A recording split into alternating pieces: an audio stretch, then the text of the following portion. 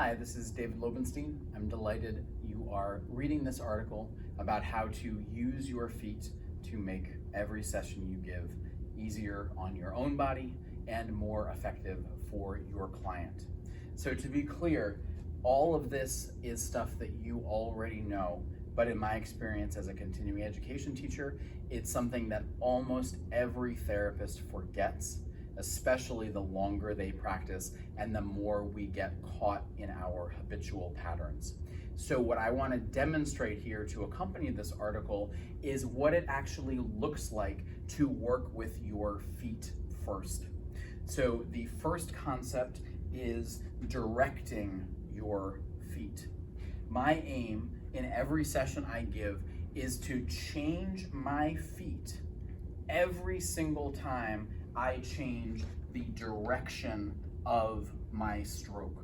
So I always want my feet to be pointed in the same direction that my stroke is going. When this happens, it means that I can use my whole body weight to create that stroke.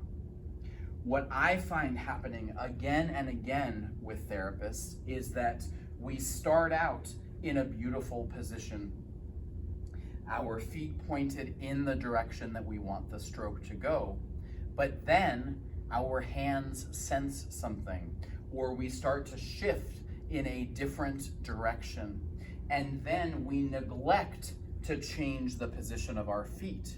So what happens is we end up torquing in the upper body and getting into uncomfortable and harmful body mechanics in our neck, shoulders, and arms. This is exaggerated, of course, but chances are this is something that happens to you at least sometimes. So notice my feet become like rocks. They stay where they are, and then the rest of my body contorts to keep doing whatever stroke I want to do. So instead, what I want to challenge you is every time your hands shift their direction, even slightly, think about shifting your feet at the same time. So what this means is, think of keeping the weight fluid in your feet so that you can easily move back and forth between the heels and the balls of your feet. This will make it less likely for you to get caught in that leaden foot feeling, okay? If you can keep your feet fluid, it means that it's quite easy, as soon as the direction of your stroke changes, to swivel your feet like I'm doing now, so that your feet continue to point in the direction of the stroke.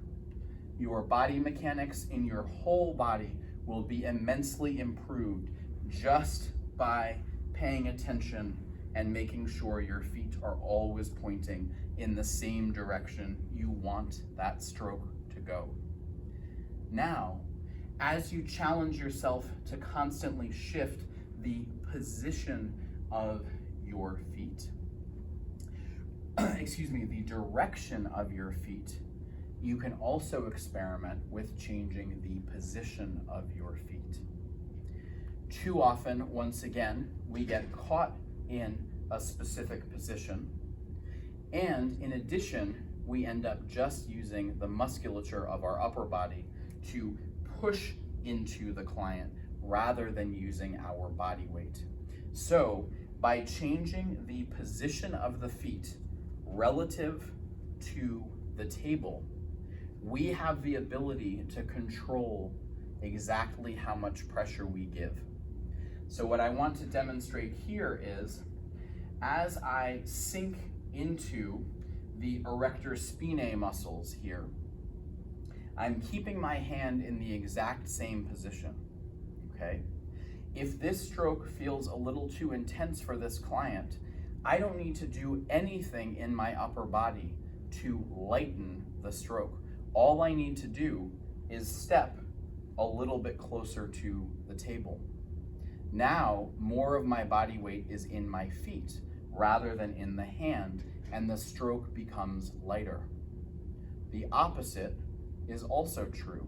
Anytime the client wants more pressure, you can keep doing exactly what you're doing with your upper body, and all you need to do is step further away from the table.